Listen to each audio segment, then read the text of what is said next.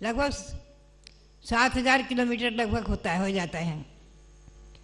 तो यहाँ से जमीन से, पृथ्वी तल से 31,60,000 मील के ऊपर तारा है। इससे पृथ्वी से सूर्य 32 लाख मील की ऊंचाई पर है, मैंने 800 योजन ऊपर। चंद्रमा उससे भी ऊंचे हैं, 35,20,000 मील की ऊंचाई पर हैं। और उससे ऊपर नक्षत्र है 35,36,00,000 मील की ऊंचाई पर। बुध है 35,52,000 मील की ऊंचाई पर। अंतिम शनि का विमान है 900 योजन से ऊपर, यानी 36 लाख मील की ऊंचाई शनि का विमान है। अब मैं आपको ले चलूं सूर्य का विमान कितना बड़ा है।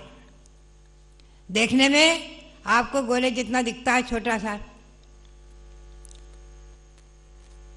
लेकिन कितना बड़ा है। यहाँ से बहुत दूर होने से छोटा दिखता है। आपको हवाई जहाज कितना छोटा दिखता है, एक चिड़िया और कबूतर के बराबर दिख जाता है कभी कभी बहुत ऊंचाई पर, लेकिन कितना बड़ा है, जिसमें 100-100, 200-200 लोग बैठ जाते हैं। तो सूर्य का विमान 48/61 योजन है महायोजन से, तो उसका माप है 3,147 मील ऊंचा। भारी बड़ा विमान है सूर्य का, 3,147 मील का सूर्य का विमान है, इतना बड़ा है। मैंने हम दिल्ली से हस्तिनापुर आज जा रहे हैं, लगभग 125 किलोमीटर। मील तो बहुत कम हुए। तो आप देखेंगे लगभग हम यहाँ लगभग 50 किलोमीटर आ गए, जो कि मील तो बहुत कम हुए। तो इतना बड़ा सूर्य का विमान, और चंद्रमा का उससे बड़ा है, 3,672 मील का चंद्रमा का विमान है। कुल मिलाकर के ये जो तारा का विमान है, जो छोटा सा दिखता है, ये 250 मील का है। समझे? जो गोल गोल रुपए के बराबर दिखता है तुमको, 250 मील का ये विमान है। मैंने दिल्ली से हस्तिनापुर पहुंचने तक के दूना हो गया, बड़ा। तो बात यही है कि हमें बहुत ऊंचाई है, इसलिए छोटे दिखते हैं। फिर भी ये सब विमान कैसे हैं?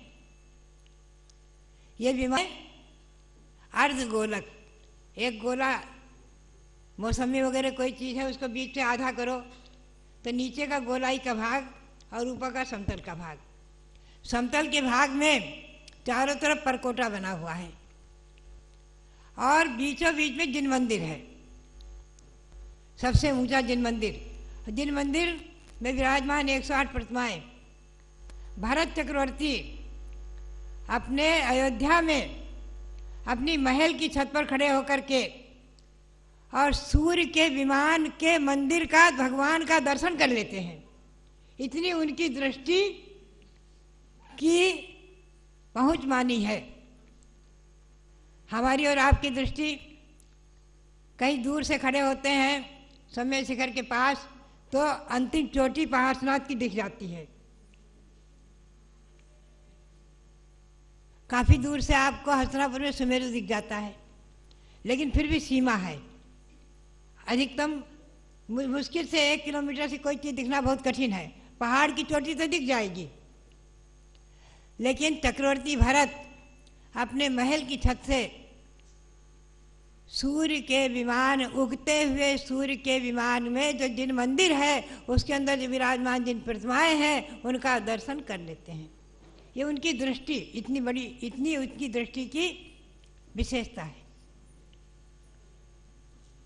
इंद्रियां इतना उनका काम करती हैं, इतना अधिक। चक्रवर्ती का अपना महत्व है,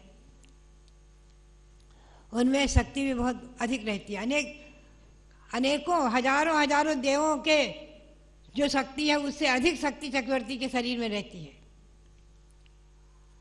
और उससे अधिक शक्ति शंकर भगवान के रहती है। सुमेरु पर्वत 1 लाख योजन ऊंचा है, यानी 40 करोड़ मील ऊंचा है। उसकी पांडुक शिला पर जन्मजात बालक का अभिषेक होता है, और जन्मजात बालक का अभिषेक 1,00,000 घड़ों से हो जाता है, समझे।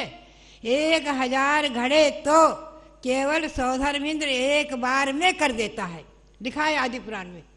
एक बार में 1,000 हाथ बनाए सौधर्मेंद्र ने और 1,000 घड़े उठाए और सबके सब घड़े एक साथ भगवान के ऊपर ढोल देता है। ऐसे सभी इंद्र अभिषेक करते हैं, इंद्राणियाँ करती हैं, सब देव करते हैं, देवियाँ करती हैं, सब लोग मिलकर भगवान का जन्माभिषेक करते हैं। लाखों लाखों घड़ों से भगवान का जन्माभिषेक हो जाता है और वो हिलते नहीं, डुलते नहीं और रोते नहीं और घबराते नहीं। हम जरा सी ठंडी हवा चल के घबरा गए। और कभी इसी शरीर से जब मैंने सन 63 में विहार किया समय शिखर के लिए, तो भयंकर कोहरा चल रहा है, भयंकर तुषार बर्फ जैसी गिर रही है और सुबह दिन निकला, सूर्य उगा कि नहीं उगा, जमीन दिखी, सूर्य उगने के टाइम चल पड़े और पहुँचते पहुँचते 8-10 मील तक चले, पूरी धोती गीली हो जाती थी, ओस से पूरी धोती गीली हो जाती थी, निचोड़ ले, लेकिन कभी जुकाम नहीं हुआ था हमको। लगभग 6 महीने में शिखर जी पहुंचे थे। सन 63 में राजस्थान से विहार किया था, कुचामन से, आचार्य महाराज के संग से, लाडनू से, और चलते चलते जाकर के टिकैत नगर होते हुए और अयोध्या होते हुए समय शिखर पहुंचे थे। तो हम कई बार चिंतन करते हो और इससे पहले भी 20 वर्ष पहले भी विहार करते थे, तो कोई इतनी जल्दी कोई जुकाम सर्दी नहीं होती थी। और आज अंदर कमरे में बैठे बैठे बंद करने में और जुकाम हो जाता है। तो यही शरीर है, लेकिन परिवर्तन हो गया। लेकिन हमारे में तो कुछ भी शक्ति नहीं, उसके आगे तो सरसों बराबर नहीं है। तीर्थंकर के अनंत बल, अतुल्य बल जन्मजात बालक का, लाखों लाखों करसों का घड़े का अभिषेक झेल ले, हिले नहीं डुले नहीं। और उनके पुत्र चक्रवर्ती, उनकी शक्ति और उनकी दृष्टि, तो बात यही है कि ये सब हमारी श्रद्धा का विषय है। अगर हम श्रद्धान करेंगे तो सम्यक दृष्टि है। और श्रद्धान करना हमारा कर्तव्य क्यों है? मैं आपसे पूछूं, आपके पहले आपके बाबा बड़ बाबा थे कि नहीं? आपने नहीं देखा तो ना सही, लेकिन थे कि नहीं? और 100 पीढ़ी के पहले थे ना, और 1000 पीढ़ी के पहले थे ना? आप स्वीकार तो करेंगे। भले हमने नहीं देखा, तो जो चीज हमने नहीं भी देखी है उसको भी हम स्वीकार तो करते हैं किसी न किसी रूप में। हमने अमेरिका नहीं देखा है, हमारे स्वामी तो जाकर आ गए, हमने नहीं देखा है, हम स्वीकार करते हैं कि नहीं? जो चीज हमने नहीं देखी उसको भी हम स्वीकार करते हैं। आपने भी सारा विश्व को तो नहीं देखा है, अफ्रीका कहाँ है, कनाडा कहाँ है, लंदन कहाँ है, फलाना निकाना, सारा विश्व जो है पूरा नहीं देखा है, लेकिन स्वीकार करते हैं, भूगोल से स्वीकारते हैं।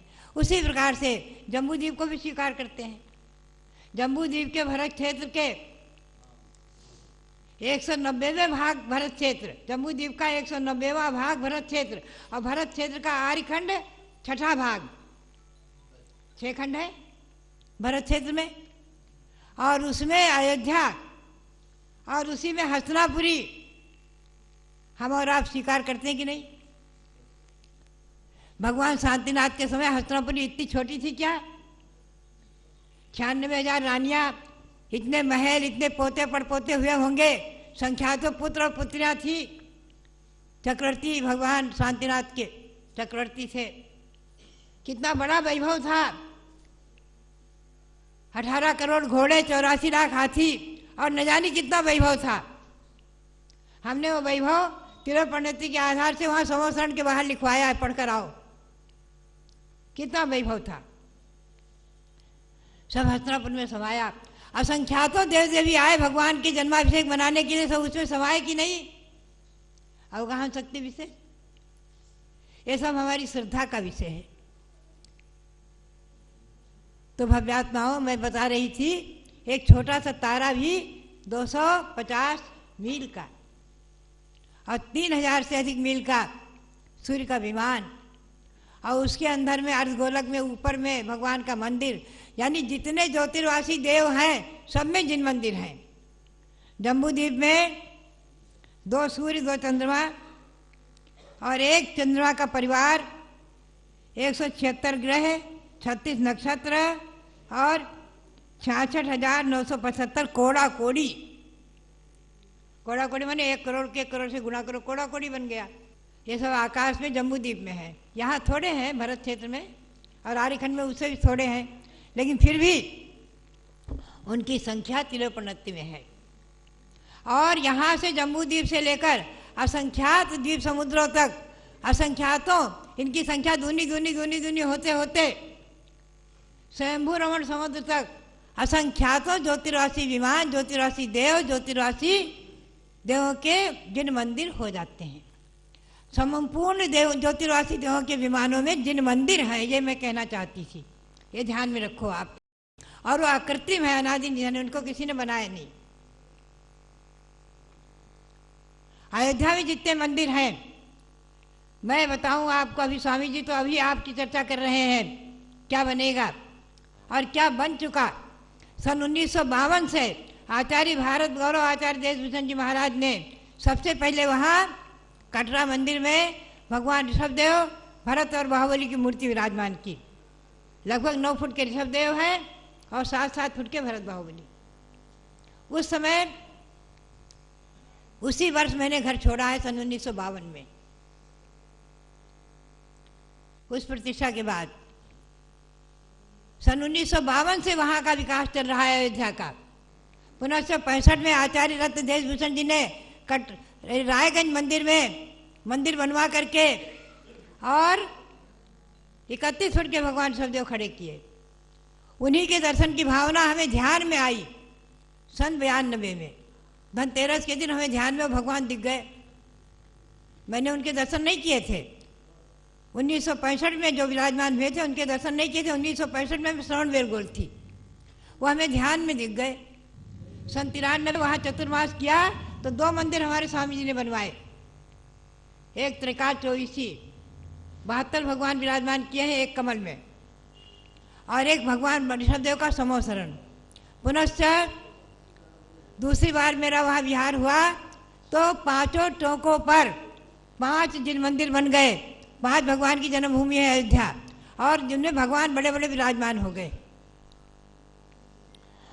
सरयू नदी के किनारे अनंतनाथ भगवान की टोक है, वहाँ पर अनंतनाथ भगवान की प्रतिमा शायद 11 फुट की पद्मासन विराजमान है, बहुत सुंदर।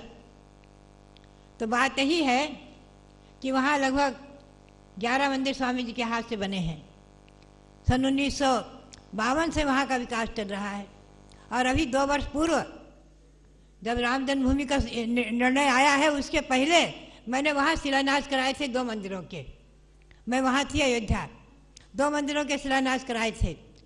एक भगवान ऋषभदेव के 101 पुत्र जो हुए हैं, भरत आदि सबके सब मोक्ष गए हैं, उनका मंदिर हमारे अनिल जी बैठे हुए हैं, इन्होंने शिलान्यास कराया था। इनकी सुपुत्री खड़ी हो गई पहले, बोले ये मंदिर मैं बनवाऊंगी। 101 पुत्रों का हमारे अनिल जी खड़े हो गए, बोले 101 पुत्र भगवान के विराजमान होंगे और मंदिर बनेगा, हम हमारी पुत्री हम सब मिलकर बनवाएंगे। इन्होंने शिलान्यास किया। दूसरा, हमने भरत चक्रवर्ती की प्रतिमा की घोषणा की कि 31 फुट के भरत भगवान खड़े कर दो यहाँ, जिनके नाम से हमारे देश का नाम भारत। उसका शिलान्यास भी वहाँ पर हो चुका है। एक सज्जन है, मैं नाम तो भूल जाती हूँ, लखनऊ के, वहीं पर उन्होंने उसके लिए कह दिया तो महल भी बनेगा जो भगवान का 81 खंड का था, 81 मंजिल का। हमने अभी मुंबई में देखा 80, 81, 81, 84, 84, 90 मंजिल के भवन है। अभी आपके यहाँ लखनऊ में बनने लग गए ऊंचे ऊंचे, पहले नहीं देखे थे। तो बात यही है कि आप चिंतन करो, भगवान की ऊंचाई कितनी थी, किसी को मालूम है कितनी थी? 500 धनुष, मतलब एक धनुष में 4 हाथ, तो 2000 हाथ के तो शरीर की ऊंचाई थी भगवान ऋषभदेव की। तो एक मंजिल कितना ऊंचा था भैया बताओ? भगवान से ऊंचा था कि नीचा? भगवान से तो ऊंचा रहेगा, और झुककर निकलेंगे क्या? तो कितने ऊंचा मंदिर था? 81 मंजिल का ऊंचा सरस्वती महल। बात यही है कि आकाश को छूता हुआ महल, और उसकी छत पर खड़े होकर चक्रवर्ती भरत ने सूर्य के विमान के मंदिर के भगवंतों का वंदन करके नमस्कार किया था, नमस्कार करते थे। तो आज उसी से तो है सूर्य को अर्घ्य चढ़ाने की परंपरा चल गई है जैनों में।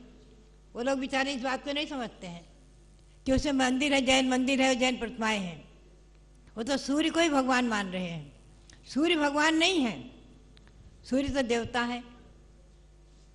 एक बात ध्यान रखना, जिस देव ने भगवान पार्श्वनाथ पर उत्सर्ग किया है वो कौन थे? कोई बताएंगे? जिस देव ने भगवान पार्श्वनाथ पर उत्सर्ग किया है इस क्षेत्र में, वो कौन था? ज्योतिषी देव था। ये अपने विमान से दूसरा विमान बनाकर इधर उधर घूमते हैं, समझे? मूल विमान से नहीं जाते हैं। मूल विमान जहाँ है वहीं रहता है। यद्यपि ये विमान इनके प्रदक्षिणा से घूम रहे हैं, सब सुमेरु की प्रदक्षिणा कर रहे हैं, लेकिन ये विमान से वो नहीं गए थे अवसर करने। विक्रा से विमान बना करके वो जा रहा था कहीं भगवान के वहाँ। उसने अपने अवधि ज्ञान से जान लिया, और बिना कारण एक तरफा बैर। कभी पढ़ना पार्श्वनाथ चरित। पार्श्वनाथ ने स्वप्न में भी कमठ का रत्ती भर एक अणुमात्र भी बिगाड़ नहीं किया था, अपकार नहीं किया था, बुरा नहीं किया था, और वो एक तरफी बैर उसका चलता रहा था, गलत धारणा, और एक तरफी बैर करता रहा था। सगा भाई था कमठ मरुभूति। कमठ ने उपसर्ग नहीं किया था। कमठ का जीव 10वें भाव में संबर नाम का ज्योतिषी देव था, उसने उपसर्ग किया था, समझे? तो बात यही है कि मैं संक्षेप में आपको बताऊं कि हमें और आपको आज चारों अनुयोगों का स्वाध्याय करना चाहिए। चारों अनुयोगों का स्वाध्याय करना चाहिए, और ये बात ध्यान में रखना चाहिए। जो मंगल ग्रह पर पहुंच गए, सूर्य पर पहुंच गए, कहीं पहुंच गए, कहीं पहुंच गए, ध्यान रखना, ये कहीं ना कहीं तो गए हैं, लेकिन उन विमानों में कभी नहीं जा सकते, बिल्कुल नहीं जा सकते हैं, कोई भी नहीं जा सकता, समझे? उनकी गति इतनी है। 1 मिनट में सूर्य लाखों लाखों मील चला जाता है 1 मिनट के अंदर। हमें उसकी गति नहीं दिख रही है, बहुत गति तेज है उसकी। सब हमने एक जैन ज्योतिर्लोक पुस्तक लिखी है, उसको आप पढ़ना, कभी स्वाध्याय करना। जैन ज्योतिर्लोक पुस्तक संक्षेप में तिलक पंडिती के आधार से मैंने जयपुर में सन 1974 में, कितने में नहीं 74 में तो दिल्ली आ गई थी, सन 1969 में ज्योतिर्लोक के बारे में एक शिविर किया था लोगों का। विद्वानों की मांग थी कि माताजी हमें जैन ज्योतिर्लोक के बारे में कुछ शिक्षण दो, तो जैन ज्योतिर्लोक के बारे में प्रशिक्षण शिविर रखा गया था। बड़े बड़े विद्वान थे उज्जैनी के, और मद्रास से भी आए थे, कर्नाटक से भी आए थे। अनेक विद्वानों ने जैन ज्योतिर्लोक के बारे में शिविर रखा था, शिक्षण शिविर, प्रशिक्षण शिविर। तो मैंने उसमें जो 7 दिन तक वो शिविर चला था, उसमें हमारे जो पहले, आप तो मोतीचंद से तो परिचित थे कि नहीं? लोग परिचित होंगे। मोती सागर जी पहले क्षुल्लक बने थे, वो मोतीचंद थे ब्रह्मचारी। वो उस समय मैं शिविर में जो बोलती थी तो लिख लेते थे, तो उन्होंने उसको पुस्तकबद्ध करके और उसे प्रकाशित किया था जैन ज्योतिर्लोक नाम से, समझे? तो बात यही है कि हमें और आपको प्रथमान योग पढ़ेंगे, भगवंतों के जीवन चरित्र को समझेंगे। भगवान ऋषभदेव कब हुए? एक कोड़ा कोड़ी सागर हो गया। भगवान नेमिनाथ कब हुए? उनको लगभग 86,000 वर्ष हो गया, समझे? भगवान पार्श्वनाथ कब हो गए? उनको अभी लगभग 2800 वर्ष यानी लगभग 3000 वर्ष हुआ। और भगवान महावीर कब हुए?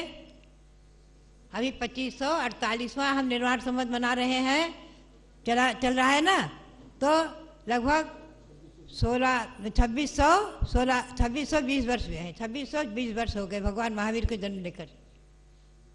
भगवान महावीर की अभी जन्म जयंती 2620 मनाई है। प्रथमान योग से मिलेगा, करणान योग से ज्योतिर्लोक वगैरह को समझेंगे, चारों गतियों को समझेंगे, 84 लाख योनि के परिभ्रमण को समझेंगे, उसे छूटने का उपाय करेंगे।